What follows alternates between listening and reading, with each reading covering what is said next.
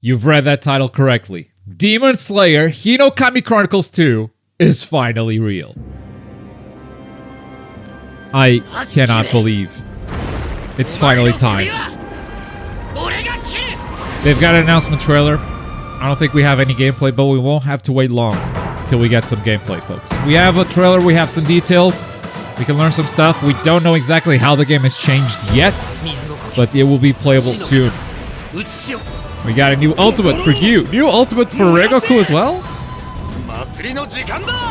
Tengen is similar, but I think they moved the camera a little bit. It's a new character.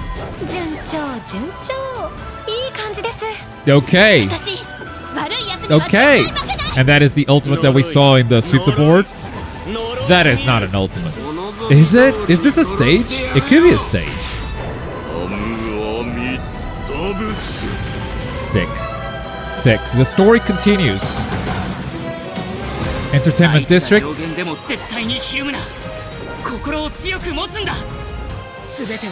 Oh, we're gonna practice against the dummy. Swordsmith.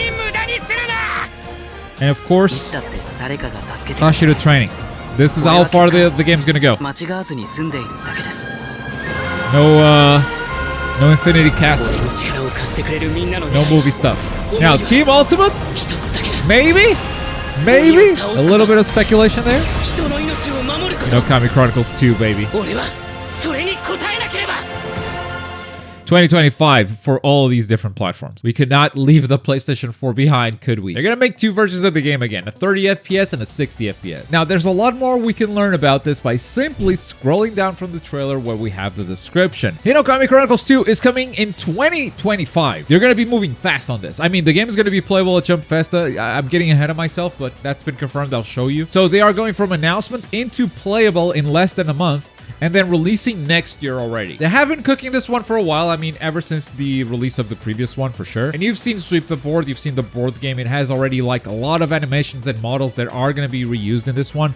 A lot of those shots are in this trailer. So that kind of confirms they've been working on this the whole time. And I would say, since the story only goes up to Hashira training, that means they gotta release this game before the movie comes out. Because then if we get the movie and the game comes out later, it already comes out outdated. You know, it's already missing the movie stuff. I think their move is definitely to release all the stuff up to Hashira training, and then movie stuff comes out as DLC. I always thought Demon Slayer Hinokami Chronicles was going to be a trilogy, but with the move to DLC, it might be the final game here. All 9 Hashira have been made into playable characters. None of these guys will be DLC. They will all be available at launch. We just saw a bunch of ultimates for all of them, and of course confirmation that the story mode is going to go through Entertainment District, Swordsmith Village, and Hashira training. Now we also get a little bit more about this game's roster. The full roster includes the 18 characters from the original Demon Slayer, the demons added in the free update, and the characters from the Entertainment District DLC packs. Basically, every character that you see here will be playable in the base roster of Hinokami Chronicles 2, plus all the Hashira that are missing from this list. If you guys have been watching this channel though, you know that we don't count those Academy characters as separate characters. These guys are skins at best. They just have a different ultimate. They play exactly the same as the normal characters.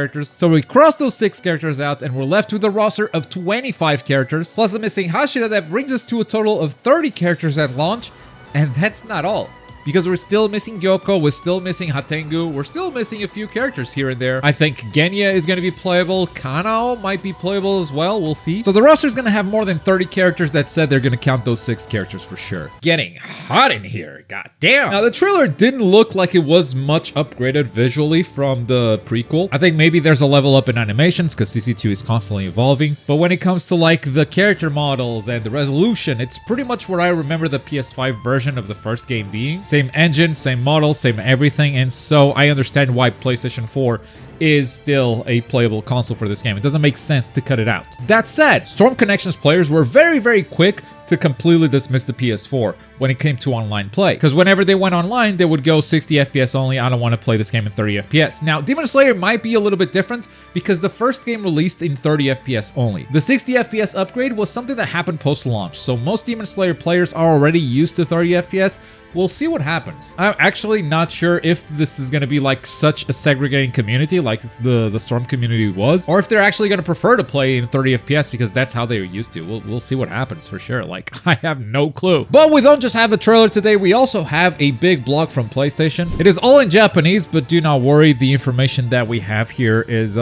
stuff that I can kind of read, and we do have some more screenshots as well that we can take a look at. So this is talking about the story going from Entertainment District all the way to Hashira Training.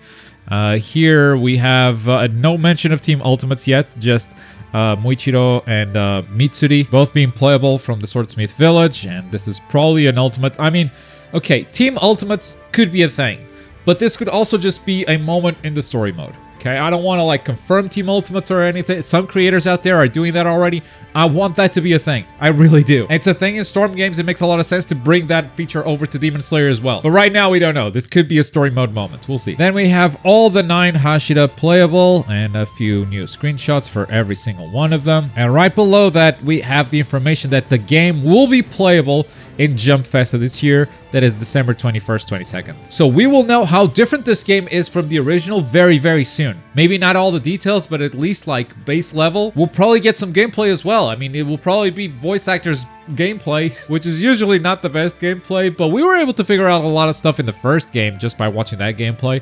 So hopefully this year we can figure out a lot about it as well. And so far, that is all we know about Demon Slayer Hinokami Chronicles 2. You guys know that I love this game. It's literally one of my favorite arena fighters of all time. I think anime games get a bad reputation. I think arena fighters get a bad reputation as well. They're cash grabs, they're all the same, they're not competitive, yada yada yada. I think Demon Slayer is different, and I think Demon Slayer has proven to be different many times in the past. But we do need better communication between Sega, Aniplex, and CC2. This time around, let's not make the mistake we made with the last balance patch that just left the game in a really terrible state. Well, not terrible. I think most characters are kind of viable in that patch, but there's a couple that are clearly broken, and there was no reason to make them even more broken with the last balance patch. So like, just listen to the community, please. And if we have that, this could really just be the king of arena fighters from now on. It's in the best possible position to do that after the fumble that Storm Connections had, after everyone turned on Sparking Zero for not being competitive. Like back in Demon Slayer 1, we couldn't even say the word competitive. People would get mad like, these games are not meant to be competitive. Like,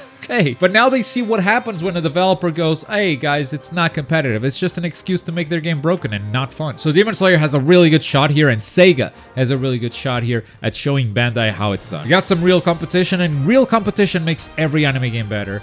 And that's why I really like this franchise. Not only because it's good, but because it has the potential to make the whole industry better. That's gonna do it for today, but if you want a preview of the Hashira Training arc in Demon Slayer Hinokami Chronicles 2, check out Sweep the Board. It has some new animations that will definitely be present in the new game. Thanks for watching. Bye.